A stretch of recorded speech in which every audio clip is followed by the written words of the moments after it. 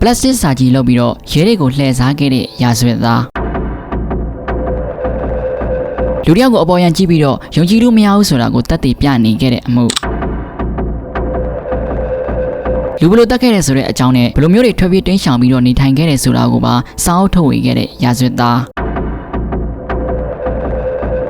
းမိုးကင်းတွေကမဖြစ်ဘူးဆိုရင်လည်းအဲ့ဒါကြောင့်ခိုးတဲ့အမှုတောင်မရှိသလိုဖြစ်ပြီးဟေးဆိုရင်လည်းအစိုးရဆုံးနဲ့အရက်ဆက်ဆုံးအထူးဆန်းဆုံးမိုးကင်းတွေပဲဖြစ်လေရှိတဲ့ဂျပန်နိုင်ငံကဖြစ်ရမှန်မှုတရင်တစ်ခုအကြောင်းကိုတင်ဆက်ပေးခြင်းပါတယ်ဒီဇလန်ကိုနောက်ကျောင်းပြန်ကောက်ဖို့ဆိုရင်တော့အင်္ဂလန်နိုင်ငံကနေအစားပြုရပါလိမ့်မယ်လင်ဇီဟော့ကာဆိုတဲ့အမျိုးသမီးတဦးကအင်္ဂလန်နိုင်ငံကိုဗန်ထရီမြို့မှာကြီးပြင်းလာခဲ့တာပါသူကမှအမ2ယောက်ရှိပြီးတော့အငယ်ဆုံးသမီးလည်းဖြစ်ပါတယ်လင်ဇီကကျောင်းဆောင်မှာလည်းထူးချွန်ပြီးတော့အထက်တန်းကျောင်းပြီးတဲ့အခါမှာတော့လစ်တက်ကတော်မှာဇီဝမေတာမေဂျာကိုတက်ရောက်သင်ကြားနေခဲ့တာပါတက်ကတော်မှာလည်းစာတော်တဲ့ကျောင်းသားစင်းထဲမှာပါခဲ့ပြီးတော့စံပြကျောင်းသူတယောက်အဖြစ်နဲ့သတ်မှတ်ခံထားရတာဖြစ်ပါတယ်မိဘတွေနဲ့အမတွေကလည်းအငယ်ဆုံးမလို့တုံးနေအောင်ချစ်ကြသလိုပျော်ပျော်နေတတ်ပြီးတော့ထက်မြက်ထားကြောင်းပဲအပေါင်းအသင်းလဲဝင်ဆက်ပြီးတော့သူမနဲ့ခင်မင်ရီးတဲ့သူကလည်းအများကြီးပါပဲအဲဒီလိုနဲ့လင်းစစ်ကတက်ကတော်ကနေဘွဲရအပြီးမာစတာဘွဲထပ်ယူဖို့မလုပ်ခင်မှာပဲစိတ်ပြေလက်ပြောင်းတဲ့အခြားနိုင်ငံတစ်ခုကိုခီးထွက်ချင်လာခဲ့ပါတယ်သူမရဲ့အစီအစဉ်ကတော့အဲဒီနိုင်ငံမှာအလုပ်လုပ်ရင်းအပန်းဖြေရင်သဘောမျိုးနဲ့တစ်နှစ်တန်သည်နှစ်နှစ်တန်သည်သွားနေဖို့ပါအဲ့ဒါအကြောင်းပဲလင်းစစ်ရွေးချယ်လိုက်တဲ့နိုင်ငံကကမ္ဘာပေါ်ကလက်ပတ်ဖို့အကောင်းဆုံးနိုင်ငံနဲ့လုံခြုံမှုအရှိဆုံးလို့သတ်မှတ်ခံထားရပြီးတော့အချိန်ပိုင်းအလုပ်တွေလည်းပေါ်များပါတယ်ဆိုတဲ့ဂျပန်နိုင်ငံမှာဒါပေမဲ့ဂျပန်နိုင်ငံရဲ့လုံခြုံမှုအကြီးဆုံးဆိုတဲ့ကွန်ဘိုက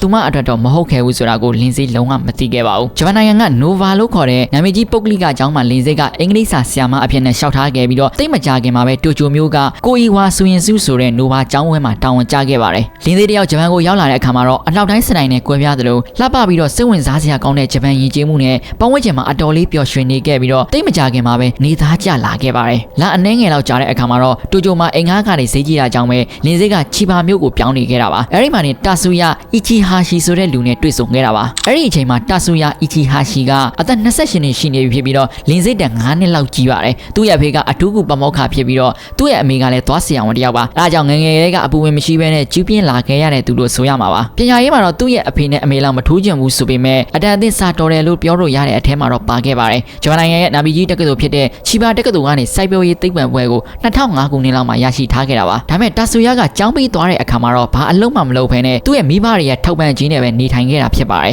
်ဒါပေမဲ့ငွေရောကုန်ရောရှိတဲ့မိဘနှစ်ပါးလုံးရှိတယ်ဆိုပေမဲ့တာဆူယာကလူရောတိတ်မတိုးပါဘူးကျောင်းမှာလည်းအပေါင်းအသင်းမမဲရမရှိဘဲနဲ့တယောက်တည်းနေလေးရှိပါတယ်တာဆူယာရဲ့ထူးခြားတဲ့အချက်ကတော့ဂျင်းစော့ရတာကိုအရန်ကိုနှစ်သက်ထားပါလူပြောက်အရွယ်ကလေးကဂျင်းကိုမှန်မှန်သွားစော့ပြီးတော့တနေ့ကို4-5 နာရီလောက်ချင်းမှအချိန်ဖြုံးလေးရှိတဲ့သူပါတာဆူယာမှာအရင်ကပြစ်မှုကြီးကြီးမားမားမရှိဘူးဆိုပေမဲ့လူပြောက်အရွယ်မှာတော့ကမိန်းကလေးတယောက်ကိုဓမြတိုက်ပြီးတော့ကိုတွေးလက်ရောက်စော်ကားတာမျိုးလုပ်ခဲ့ဘူးပါတယ်ကျောင်းသားဘဝမှာတော့ကလည်းရန်လိုတတ်တယ်ပေါင်းအသင်းရလည်းခက်တယ်စသဖြင့်အခန်းပေါ်တွေနဲ့ဆရာတွေကမှတ်ချက်ပြုတာခံရဘူးတဲ့သူပါဒါပေမဲ့သူ့ရဲ့အဖေကအဲ့ဒီမိန်းကလေးကိုရန်တသန်းပေးပြီးတော့အမှုကိုကြည်အေးစေခဲ့လို့ဒါပဲအကြီးအကျယ်တွေဖြစ်မသွားခဲ့တာပါအဲ့ဒါကြောင့်ပဲတာဆူယာမှာအမျိုးသမီးတွေကိုကိုတီးလက်ရောက်အနိုင်ကျင့်လို့တဲ့ဗီဇပါလာခဲ့တယ်လို့ကောက်ချက်ချနိုင်ပါတယ်ဒီနေ့မှာတော့ချီပါပူတာယုံလမ်းမှာပဲလင်းစိတယောက်ယထာပူတာယုံမှာစပီးကိုတော့ဖွင့်နေရင်းနဲ့လူတွေကမင်းကကျွန်တော်ရဲ့အင်္ဂလိပ်စာဆရာမလားလို့လာမေးခဲ့တာပါလာမေးတဲ့သူကတော့တာဆူယာပါပဲလင်းစိကတာဆူယာကိုတခါမှမမြင်ဘူးတာမလို့ပဲကြောင်တောင်ဖြစ်သွားခဲ့ပြီးတော့တာဆူယာရဲ့မျက်နှာအနေထားနဲ့အမူအရာတွေကြောင့်ပဲစိတ်ထဲမှာမတိုးမတန်ဖြစ်သွားခဲ့ပါသေးတယ်အဲဒါကြောင့်ပဲသူမကတာဆူယာရဲ့ဆရာမမဟုတ်ကြောင်းညင်းဆိုပြီးတော့ရှောက်ထွက်ဖို့ကြိုးစားခဲ့တယ်ဆိုပေမဲ့တာဆူယာကနောက်ကနေတကောက်လိုက်လာခဲ့ပါတယ်လင်းစိကချီပါကသူမငားနေတဲ့အိမ်ထီတောင်စပီးစီးပြီးတော့ထွက်ပြေးလာခဲ့တယ်ဆိုပေမဲ့တာဆူယာကလည်းနောက်ကနေပြီးတော့အမိလိုက်လာခဲ့တာပါဒါပေမဲ့လင်းစိရဲ့အိမ်ရှိကိုရောက်လာတဲ့အခါမှာတော့တာဆူယာတောင်းဆိုတဲ့အရာကလည်းရိုးရိုးသားသားပါပဲအဲ့ဒါကသူ့ကိုအင်္ဂလိပ်စာသင်ပေးဖို့ပါလင်းစိကလည်းရင်ကြီးကြီးပဲညင်းဆိုလိုက်ပြီးတော့သူမမှာစာချင်းချင်းတွေပြည့်နေပြီမလို့တာဆူယာကိုထပ်တင်ပေးလို့မရနိုင်ကြောင်းညင်းဆိုခဲ့ပါတယ်အဲ့ဒီအချိန်မှာပဲတာဆူယာတယောက်စိတ်ပြတ်သွားခဲ့တယ်ဆိုပေမဲ့လင်းစိကိုအတင်းကျပ်တောင်းဆိုတာမျိုးတော့မလုပ်ခဲ့ပါဘူးသူမရဲ့ဆုံးဖြတ်ချက်ကိုအေးအေးဆေးဆေးနဲ့လက်ခံခဲ့ပြီးတော့ဒါဆိုရင်လည်းသူ့ကိုအိမ်ထဲပေးဝင်ပြီးတော့ရေတစ်ခွက်လောက်တော့တိုက်ပါလို့တာဆူယာကလင်းစိကိုအကူအညီတောင်းပြန်ပါတယ်လင်းစိကလည်းသူ့ကိုအိမ်ထဲကိုပေးမဝင်ချင်ဘူးဆိုပေမဲ့ရေမတိုက်ဘူးလို့ပြောလိုက်ရင်သူ့ကိုအန်ရယ်ပေးမှဆိုတာကြောင့်ပဲအိမ်ထဲကိုခေါ်လာခဲ့ပါတယ်ဒါပေမဲ့လင်းစိကလည်းအကြံနဲ့ပါသူမတယောက်တည်းငှားနေတာမဟုတ်ဘဲနဲ့သူမနဲ့တအိမ်နဲ့ဆက်တူငှားနေကြတဲ့အဖော်2ယောက်လည်းရှိပါတယ်အားကြောင့်အကယ်၍တာဆူယာကရိုးရိုးသားသားမဟုတ်ဘူးဆိုရင်သူမတယောက်တည်းမဟုတ်ဘူးဆိုတာကိုသူ့ကိုသိသွားအောင်လို့ပါအိမ်ထဲကိုရောက်လာတဲ့အခါမှာတော့တာဆူယာကရေတောင်းရင်းနဲ့သူ့ကိုအင်္ဂလိပ်စာသင်ပေးဖို့ထပ်မံတောင်းဆိုပြန်ပါတယ်ဒီအခါမှာတော့တာဆူယာကတနာရီကို$35နှုန်းနဲ့ပေးမယ်လို့တင်တန်းကြီးပါတခါလေးပြောလိုက်တာပါအဲ့ဒီအချိန်မှာပဲတာဆူယာကိုလင်းစိကလည်းအနှဲငယ်တနာစိတ်ပေါ်လာတာကြောင့်ရင်တာဆူယာပေးတဲ့တင်တန်းကြီးကတာမန်ထက်ပိုများနေတာကြောင့်ရင်အပေါ် ဝင်လဲရအောင်ဆိုပြီးတော့သူ့ကိုတင်ပေးဖို့သဘောတူလိုက်ပါတယ်2009ခုနှစ်မတ်လ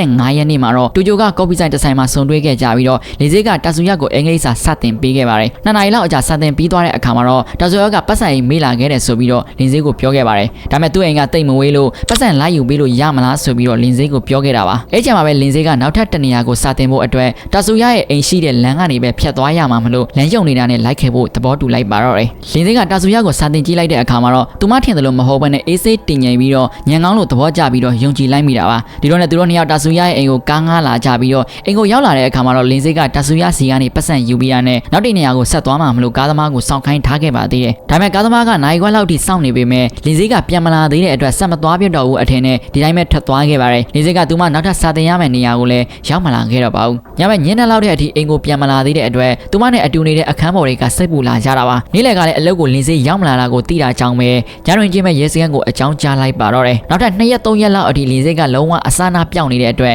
အင်္ဂလန်မှာကျန်ခဲ့တဲ့သူ့ရဲ့မိဘဆွေမျိုးတွေကပါလင်စေးပြောင်းနေတာကိုသိသွားကြပြီးတော့ထိတ်လန့်တုန်လို့သွားခဲ့ကြတယ်ဗျအဲ့ဒီကြမှာရဲတွေကလင်စေးကိုစတင်ပြီးတော့ရှာဖွေခဲ့တော့တာပါရဲတွေပထမဆုံးစစ်ဆေးတာကတော့လင်စေးငားနေတဲ့အိမ်ကိုပါအဲ့မှာသူမရဲ့အခန်းပေါ်တွေကိုမေးမြန်းကြည့်လိုက်တဲ့အခါမှာတော့တာဆူရဲ့အကြောင်းကိုတဲလွန်စာရသွားကြပါတယ်ဒီနေရာမှာလင်စေးကတာဆူရကိုအိမ်ခေါ်လာတဲ့အချိန်မှာသူမရဲ့အခန်းပေါ်တွေမြင်မှုသွားတာကမင်တမထားတဲ့အချိန်မှာအရန်ကိုအသုံးဝင်သွားခဲ့တာပါနောက်ပြီးလင်စေးကကော်ပီဆိုင်ကိုသူမပျောက်သွားတဲ့နေ့မှာပဲတာဆူရကိုချင်းစုပ်ထားတာကိုလည်းသူမရဲ့အခန်းပေါ်တွေကသိထားပါတယ်ပြီးတော့လင်စေးကတာဆူရရဲ့ပုံတူနဲ့ဖုန်းနံပါတ်ကိုရေးပေးထားခဲ့တဲ့စာရွက်ကလည်းအိမ်ပြန်မှာကြံနေခဲ့တာပါအဲ့မှာနဲ့တာဆူရရဲ့ဖုန်းနံပါတ်ကနေတဆင့်တာဆူရရဲ့လိပ်စာကိုအခြေခံပြီးတော့သူ့ရဲ့အိမ်ကိုရဲတွေကရောက်သွားခဲ့ကြပါတယ်တကားခောက်ကြည့်တဲ့အခါမှာတော့ဘာမှအကြောင်းမပြန်တဲ့အတွက်ဘေးအိမ်ရဲ့ဝန်ရံတာကနေတာဆူရရဲ့အိမ်ထဲကိုလှမ်းပြီးတော့စစ်ဆေးခဲ့ကြပါတယ်အဲ့ချိန်မှာပဲရဲတွေတတိထားမိလိုက်တာကအဖြုတ်တက်လို့လို့ရတဲ့ရေစိန်ကန်ကအိမ်ရဲ့ဝန်ရံတာမှာရောက်နေခဲ့တာပါနောက်ထပ်1 နာရီလောက်အကြာမှာရဲတွေထပ်ရောက်လာပြီးတော့တာဆူရဲ့အိမ်တကားကိုချိုးဖျက်ဝင်ရောက်ဖို့စီစဉ်ခဲ့ကြပါတယ်အဲ့ဒီချိန်လေးတည်းမှာပဲအိမ်ထဲမှာအတံမထွက်ပဲပုံနေတဲ့တာဆူရကရဲတွေဝိုင်းထားတဲ့ကြားထဲကနေထွက်ပြေးသွားခဲ့တာပါရုတ်တရက်မလို့ရဲတွေလည်းဝေယုံတော့ကဖြစ်ပြီးတော့တာဆူရကိုဝိုင်းဖမ်းဖို့ကြိုးစားခဲ့ကြပေမဲ့မအောင်မြင်လိုက်ပါဘူ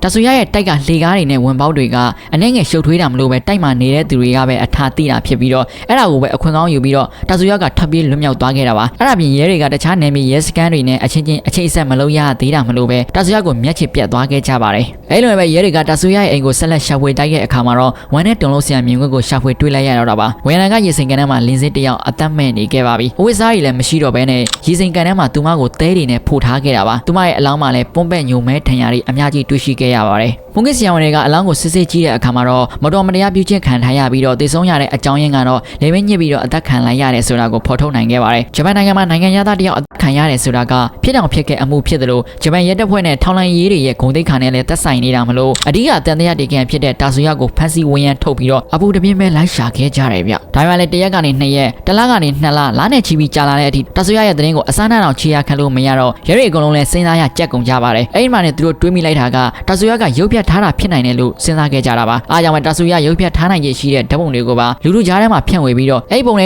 ကသူနဲ့စင်တူတဲ့သူရှိရင်အကြောင်းကြားဖို့ပြောကြားခဲ့ကြပါတယ်လီစေးရဲ့မိဘတွေကတော့ဂျပန်ရဲတွေကိုစိတ်မရှည်တော့ပါဘူးအားကြောင့်သူတို့ကိုယ်တိုင်ဂျပန်ကိုရောက်လာကြပြီးတော့သူတို့သမီးရဲ့အကြောင်းကိုလူတွေပိုသိလာအောင်လှုံ့ဆော်ခဲ့ကြတယ်လို့နောက်ဆုံးယာကူဇာတွေလူမိုက်ဂိုင်းတွေကိုပတ်စံပုံပေးပြီးတော့ရှာခိုင်းခဲ့တဲ့အထိပါပဲအဲ့ဒီချိန်ထိတာဆူရကဂျပန်နိုင်ငံထဲမှာရှိနေတုန်းမှာပဲရဲတွေထင်ထားတယ်လို့သူကရုပ်ပြတ်ထားတာဖြစ်ပါတယ်ဒါပေမဲ့သူ့ရဲ့နီလန်းကတော့စပင်တူတွေတက်မိုးစင်ဝဲနှကမ်းဝဲအတူတွေတက်ပြီးတော့ရုပ်ပြတ်ထားတာမျိုးမဟုတ်ပါဘူး2009ခုနှစ်မှာနာဂါယောမြို့ကိုရောက်လာတဲ့အခါမှာတော့စေကန်းတစ်ခုမှာပလက်စတစ်စာကြီးဝင်လုခဲ့တာပါဒါပေမဲ့အသေးရဖို့အကောင်းဆုံးအချက်ကတော့တာဆူရကစေကန်းမှာပလက်စတစ်စာကြီးမလုခင်မှာကလေးကသူ့ရဲ့မျက်နှာကိုကိုယ်တိုင်ပြုတ်ပြင်ပေးခဲ့ပါပြီခန္ဓာကိုယ်ရဲ့မြင်သာတဲ့နေရာကမှဲ့တွေကိုလည်းထုတ်ပစ်ခဲ့တယ်လို့သူ့ရဲ့အောင်းနှကမ်းကိုလည်းကက်ကြီးနဲ့ညှက်ပစ်ခဲ့တယ်လို့နှာခေါင်းရိုးတွေကိုလည်းချိုးပစ်ပြီးတော့ပုံစံပြောင်းထားခဲ့ပါသေးတယ်အားကြောင့်ပဲသူ့ကိုဂျပန်ရဲတွေကသတိမထားမိခဲ့ကြတာပါအဲ့လိုနဲ့သူအိုဆာကာမှာရှိနေတဲ့အချိန်မှာအမှုဖြစ်ပြီးတာ2 နှစ်လောက်ရှိနေပြီမလို့ပဲရဲတွေကလည်းသူ့ကိုအသေးတန်ကိုတွေ့အောင်ရှာနေခဲ့ကြပါပြီ2009ခုနှစ်အော်တိုဘာလကိုရောက်လာတဲ့အခါမှာတော့တာဆူရကိုပလက်စတစ်စာကြီးလုပ်ပေးခဲ့တဲ့ဆရာဝန်ကရဲတွေကိုဆက်သွယ်လာခဲ့ပြီးတော့တာဆူရရဲ့ပြောင်းသွားတဲ့မျက်နှာကိုပါဓာတ်ပုံပို့ပေးခဲ့ပါတယ်တာဆူရကဘာစိတ်ကူးပေါက်လဲမသိပေမဲ့အဲ့ဒီတော့ကပလက်စတစ်စာကြီးမလုပ်ခင်နဲ့လုပ်ပြီးဓာတ်ပုံကိုရိုက်ဖို့သဘောတူခဲ့တာပါ2009ခုနှစ်နိုဝင်ဘာလမှာတော့တာဆူရကအိုဆာကာကနေအိုကီနာဝါကျွန်းကိုသမောနဲ့ထွက်ပြေးဖို့ကြိုးစားခဲ့ပါတယ်ဒါပေမဲ့ကန်ဆိုးကျင်တော့နားနေခမ်းမာထဲမှာသမောစောင့်နေရင်းနဲ့စိတ်ကန်းဝန်ထမ်းတယောက်ကသူ့ကိုသတိထားမိသွားခဲ့ပြီးတော့ရဲတွေကိုသတင်းပို့လိုက်ပါတော့တယ်စိတ်ကန်းကိုရောက်လာတဲ့အခါမှာတော့တာဆူရကထွက်ပြေးဖို့လုပ်တဲ့ဆိုပေမဲ့ဒီခါမှာတော့အရင်တစ်ခါလိုမျိုးကံမကောင်းတော့ပါဘူးရဲတွေကအလုံးရင်းနဲ့လေးပဲလေးလံပိတ်ဆို့ပြီးတော့သူ့ကိုဖမ်းဆီးလိုက်ကြပါတယ်ရှစ်လကြာမှာတော့တာဆူရကိုရုံးတင်စစ်ဆေးခဲ့ပြီးတော့တာဆူရကလည်းလင်းစေးကိုအဓမ္မကျင့်ပြီးတတ်တဲ့ဆိုတာကိုဝန်ခံခဲ့ပါတယ်သူမကိုပြုတ်ကျင့်နေတော့မှပဲဘေးအိမ်ကလူတွေကြားတော့မှဆိုလို့အတမထွက်နိုင်အောင်လေဘင်းကိုညှက်ထားရကနေ လက်လွန်ပြီးတော့သိဆုံးသွားတာပါလို့တာဆူရကထွက်ဆိုခဲ့တာပါအားကြောင့်ပဲတာဆူရကိုလူတက်မှုမနိုင်မှုတွေနဲ့ထောင်ထတသက်ကြွချမှတ်လိုက်ပါတော့တယ်လွန်စဲရဲ့မိဘတွေကတာဆူရကိုတည်တံပေးဖို့ရှောက်လိုက်ခဲ့တယ်ဆိုပေမဲ့တာဆူရကအရင်တော့ကရာဇဝတ်မှုမကျူးလွန်ဘူးဆိုပြီးတော့ပယ်ချလိုက်တာပါဒီမှုနဲ့ပတ်သက်ပြီးတော့ဂျပန်နိုင်ငံရဲ့တရားစီရင်ရေးစနစ်တွေကိုလည်းကမ္ဘာအနှံ့ကထောက်ပြဝေဖန်ခဲ့ကြပါတယ်တာဆူရကတော့လင်းစဲရဲ့မိဘတွေကိုလည်းတောင်းပန်ခဲ့ပြီးတော့ပြည်ထောင်ကိုလည်းကြားခံမှုအသင့်ပါလို့တရားရုံးမှာပြောကြားခဲ့ပါတယ်တာဆူရရဲ့အထူးဆန်းဆုံးလုပ်ရက်ကတော့သူ့ကိုရုံးတင်စစ်ဆေးခင်မှာပဲသူထွက်ပြေးတိမ်းရှောင်နေခဲ့ရတဲ့တနစ်ကျော်အတွင်းမှာဘလို့တွေသွားလာလှုပ်ရှားခဲ့လဲဆိုတာကိုမှတ်တမ်းတင်ရေးသားထားတဲ့စာအုပ်ကိုထုတ်ဝေခဲ့တာပဲဖြစ်ပါတယ်အဲဒီစာအုပ်ရောင်းရငွေတွေကိုလည်းတာဆူရကလင်းစဲရဲ့မိဘတွေကိုနင်းနာချင်းအနေနဲ့ပေးဖို့စီစဉ်ထားခဲ့တာဖြစ်ပါတယ်တကယ်ပဲနောက်ထပ်ရသွားတာလားစယူပေါက်ပြီးတော့ရှောက်လုံနေတာလားဆိုတာကတော့တာဆူရကိုယ်တိုင်ပဲသိပါလိမ့်မယ်စာအုပ်ရဲ့နာမည်ကတော့အင်္ဂလိပ်လို့ဆိုရင် anti-iOS arrested လို့အမည်ရပြီးတော့ဒီကမ္ဘာလုံးမှာအုပ်ရည်တသိန်းကျော်အထိရောင်းချနိုင်ခဲ့ပေမဲ့လင်းစဲရဲ့မိသားစုဝင်တွေကတော့စာအုပ်ရောင်းရငွေကိုလက်မခံခဲ့ပါဘူးသူတို့အနေနဲ့တာဆူရကိုသေတံပေးမှသာပဲကျင်းနှံ့နိုင်ကြမှာပါမိတ်ဆွေတို့အနေနဲ့ရောဒီအမှုနဲ့ပတ်သက်ပြီးတော့ဘယ်လိုမျိုးထင်မြင်ကြလဲဆိုတော့ကွန်မန့်မှာဝေမျှပေးသွားခဲ့ကြပါအောင်ဗျဗီဒီယိုလေးကိုအဆုံးထိကြည့်ရှုပေးလို့အားလုံးကိုကျေးဇူးတင်ပါတယ်